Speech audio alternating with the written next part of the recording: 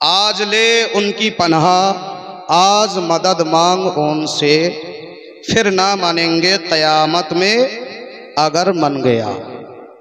इमाम इश्क मोहब्बत, कंजुल करामात, जबालुल इस्तिकामात, कमोबेश 1400 किताबेर लेखक, इस्लामिक स्कलार, फिका शास्त्रविद इमाम आहले सुन्नत अलैहि रहमत व रिदवान মেসেজ দিয়েছেন, পাইগাম দিয়েছেন। এখান থেকে আজকে আপনাদেরকে একটা পাইগাম দিতে চাই যে গায়রুল্লাহ, আল্লাহ ব্যতীত অন্য কারোর নিকটে সাহায্য চাওয়া যাবে কি যাবে না? বুঝতে পারছেন? বাংলা ভাষা বুঝছেন তো?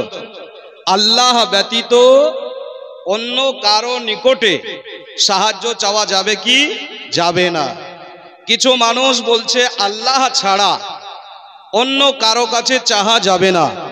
28 পারা সূরা তাহরিমের 4 নম্বর আয়াতে আল্লাহ তাবারক ওয়া তাআলা পরিষ্কার ভাষায়, প্রাঞ্জল ভাষায় আপনার জানিয়ে দিয়েছেন যে কার নিকট আপনার সাহায্য চাওয়া যাবে আর কার নিকট যাবে না।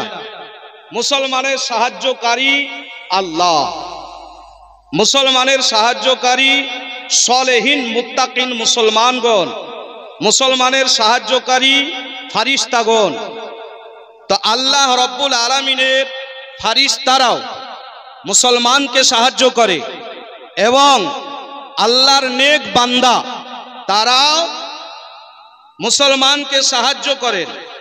প্যারে হাজিরিন, আল মুজামুল কবির লিত্তাবরানি কিতাবটি প্রায় 15,000 টাকা মূল্য। হুজুরের মাদ্রাসার লাইব্রেরিতেও আছে আলহামদুলিল্লাহ। আমাদের মাদ্রাসা এবং মুফতি আলী হুসাইন কাদরি আলাইহির রহমত মাদ্দাজিল্লাহুল আলীর লাইব্রেরিতেও আছে কিতাব আল মুজামুল কবির লিত্তাবরানির মধ্যে হাদিস বর্ণিত হয়েছে। হাদিসে বলা হয়েছে যে যদি তোমরা এমন কোন স্থানে যাও যেখানে যাওয়ার পরে আজকে তোমাদের সাহায্য করার কেউ নাই, বিশেষ করে জঙ্গলের মধ্যে চলে গেলে তো কার কাছে প্রার্থনা করবে? কিছু পাচ্ছ না, খুঁজে পাওয়া যাচ্ছে না, রাস্তা পাচ্ছ না। এই জায়গায় তোমরা জোরে বলো, এ আল্লাহর বান্দা আমাকে সাহায্য করো। জোরে বলা যাবে, এ আল্লাহর বান্দা আমাকে সাহায্য করো। সাহিবে মুজামুল কবির তিনি এই হাদিস নকল করেছেন 15 খণ্ডের মধ্যে। হাদিস নাম্বার হলো আপনার 290। তবে রাদায়ন ইসলাম, আল্লাহর বান্দার কাছে আল্লাহর রসুল বিশ্ব নবী সাল্লাল্লাহু আলাইহি ওয়াসাল্লাম সাহায্য চাইতে বললেন যেই রকম জায়গায় যেখানে সাহায্য করার কাউকে পাবে না, তোমার এই স্থানে তুমি আল্লাহর বান্দার কাছে সাহায্য চাও। তাহলে যারা বলেন যে আজকে আল্লাহ ছাড়া অন্য কারো নিকটে সাহায্য চাওয়া যাবে না, আল্লাহ ছাড়া অন্য কারোর নিকটে সাহায্য চাওয়া শিরিক, আপনাদেরকে বলতে চাই আহলে সুন্নাত ওয়াল জামাতের মানুষ আল্লাহর নবীর নিকটে সাহায্য চেয়েছেন, চাইবেন। আল্লাহর প্রিয় বান্দা আল্লাহ ওয়ালাদের নিকটে সাহায্য চেয়েছেন, চাইবেন। তবে কোন মুসলমান ইমানদার আহলে সুন্নাত ওয়াল জামাতের মানুষ এই আকীদায় বিশ্বাসী নয় যে আল্লাহর দেওয়া প্রদত্ত শক্তি ছাড়া ওই আল্লাহর বান্দা সাহায্য করে। এটা আমাদের সকলের আকীদা যে হাকিকি সাহায্য করার মালিক হলেন আল্লাহ।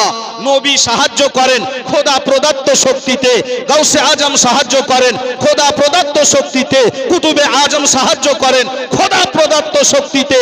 এ মুসলমান মুআজ্জাজ সামিয়েনে কেরাম, আজকে কাল হাসরের ময়দানে আহলে সুন্নাত ওয়াল জামাতের আকীদাকে প্রতিষ্ঠিত রয়েছে, কাল হাসরের ময়দানে নবীর সাহায্য ছাড়া কেউ জান্নাতে যেতে পারবে না।